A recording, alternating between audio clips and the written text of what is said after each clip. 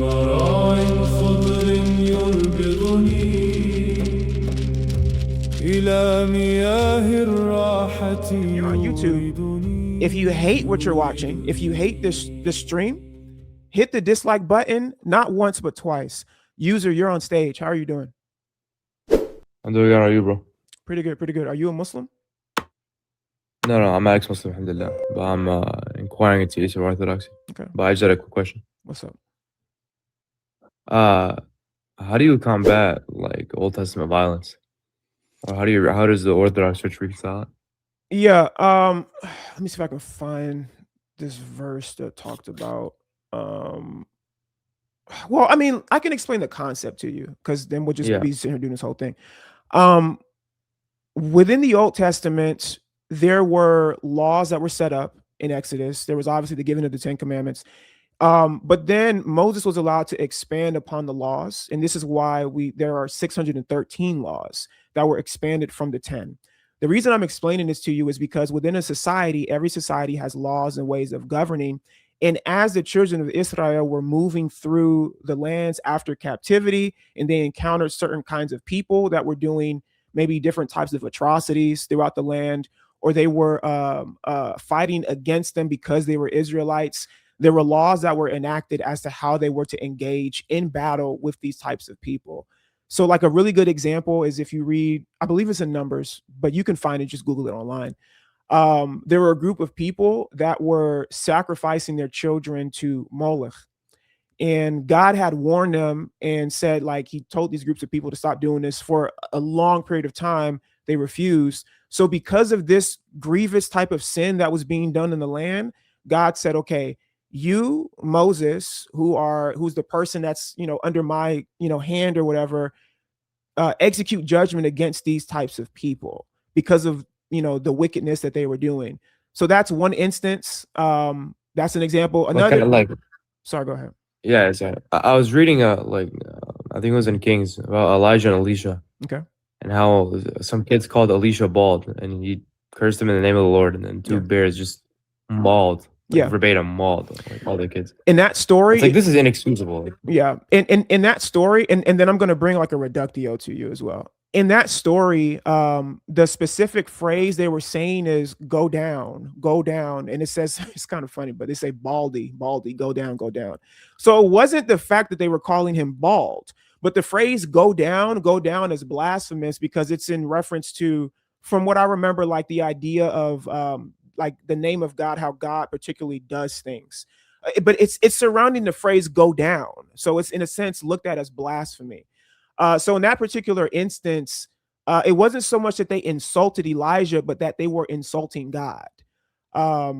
So it's not necessarily like, oh, like God is just arbitrarily picking people to, unalive or whatever. In that instance, it was because they were blaspheming the name of God. And if you actually read Numbers 26, I think it's either Leviticus 26:16, or I'm sorry, I think it's Leviticus 24. I'm gonna show you this. Leviticus 24:16, I think it is. I'm always really bad with like remembering. Yeah, here it is. Let me put it on the screen. If you guys are on YouTube, you can see this. If not, then on TikTok, you can go look it up. Whoever blasphemes the name of the Lord shall surely be put to unaliving. All the congregation shall stone him, the sojourner, as well as the native. When he blasphemes the name, he shall be put to unaliving. Now, I believe those kids were Israelites. So with them blaspheming God that way, they would have been in violation of the law that they themselves said throughout the Old Testament and the Torah that they themselves will uphold. But even it says for the sojourner. Now, the question that you're probably going to ask is, okay, well, how is that just? That sounds like divine command theory, where just because I believe in the existence of a God, that does not then necessitate that because I believe in the existence of this God, that he just gets to tell people what to do, even if it seems to be atrocious. Well, what I would say is, as an and I don't believe you're an atheist, but because you said you're inquiring, but but typically it's the atheists that bring these things up. And then I would just say, well, on what basis is this going to be something that's immoral? Because if there is no God, and you believe that our God, our fake sky daddy, as they like to say, does something that's immoral, then you'd have to be able to ground morality, because you thinking that this is wrong is just a matter of your opinion at the end of the day. If there is no God, then it's just a matter of your opinion that what our fake sky daddy did is wrong.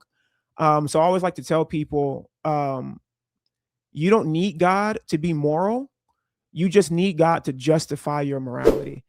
I'll let you respond, and then I'll show you a book that I have that I think you should read if you really want to understand the Old Testament where these things are concerned.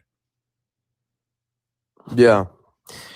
I mean, look, like when it comes to epistemology, like I see where you're coming from. Like if I was like arguing as an atheist, or I mean, I would posit that. I mean, more like in this instance, I mean, it seems to be self-evident. Like I mean, I don't know. Like for example, like if I was walking down the street and someone blasphemed the name of the Lord, I mean, I wouldn't curse the Lord and have the expectation that they're going to get mauled by a couple of bears. But I get what you're saying. I mean, but the thing is, but just for those people specifically, like from what I remember from the story, those kids were actually Israelites. So it's like, for instance, like right. So like, for instance, when it says in Leviticus 24, if you blaspheme, I mean, as an Israelite, you should already know, like, hey, like, don't do this because it's part of our law. It's like, for instance, in America, if we go over, the speed limit, we know that we're going to be arrested or pulled over. But let's say that you're from Germany, right? And you have the Autobahn, where there is no speed limit, and you come to America, maybe you're not aware of that, but you're still going to get a ticket. So really what the contention falls around is, how do you ground the existence of your God so that I can therefore necessitate that what this God is saying is correct? I don't want to like put words in your mouth, but that's kind of like where I see the conversation going. Yeah. I mean, that's, I don't know. I mean, it's a tough one, man. I mean, like Marcion was a heretic, right? But it's like, I see where he's coming from, like, where it's like you have like two different portrayals of God, within the Old and New Testament. Like, yeah, I mean, within the gospel. I mean, I haven't finished the New Testament. Within the Gospels and within some of the Old Testament, like it just on face value, it doesn't seem to be like the same God, Well, I mean, when it came to the idea of Gnosticism, right?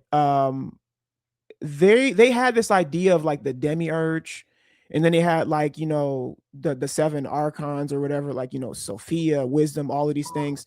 They had all of these different views, and Marcion's, as well as like I believe Valentinius had the same issue too, but they couldn't rationalize how the God of the Old Testament, like you said, is the same God of the New Testament, because it seemed like there was like these stark differences where wrath is concerned and mercy. But in the Old Testament, God is said to be merciful, and in the New Testament, God is said to be merciful. In the Old Testament, God is said to execute judgment on people for various reasons. In the New Testament, God does the same thing, because when you get to Revelation, Christ comes back and he destroys all of the people that work with the Antichrist against him. So what I would just say for the and matter of fact, Christ even said, I haven't come to bring peace, but I've came to bring a sword. Obviously not a real sword, because in the context, in the context of that particular passage, he's saying that, the enemies of your own home are like the people of your own house are going to be your enemies against you. So because you became a Christian, you'll go to, your mother is going to be against you. Your sons are going to be against you, whatever. So then he says, I didn't come to bring peace. I came to bring sword. And that. But there are actual instances in Revelation where Christ is literally coming back and fighting like the disbeliever. So I would just say that with the Gnostics, Marcion just had a misunderstanding of the God of the New Testament. And there's other reasons I can explain why Gnosticism is false, but I don't want to give you too much. Yeah, sure. What's the book that you were gonna? Yeah. Give me a second. It's by Paul Copan. Yeah, here it is. It's called It's called "Is God a Moral Monster?" You can't see this backwards, but it's by Is God a moral monster? yeah. Okay. It's God a Moral Monster by Copan, and what he does is he specifically centers around the Old Testament and the Tanakh, and he it's a really good, but he gives really good examples. He, like, for instance, one of the examples he gives is like, he says like, I believe it's the Amalekites, when God commands them to be unalive, he says, don't spare any of them, unalive, the men, the women, the children, even the animals. Yeah.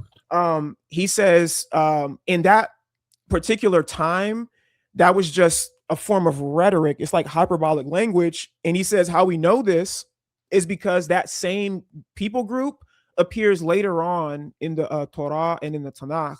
So if God really meant like wipe them out, then how are they appearing again? And he kind of uses modern day examples. Like, it's like if I go to a Lakers versus the Pistons game and I say the Lakers absolutely annihilated the Pistons, or even here on TikTok, if I say, oh, user just baked a meme. Well, you didn't literally put me in a skillet and like cook me, So it's just like phrasing, it's language, it's rhetoric, it's hyperbolic. But yeah, like I'll stop yapping. Read this book. You can find it for free online. It's a really good book. All right, but appreciate you, bro. Yeah, God bless. God bless.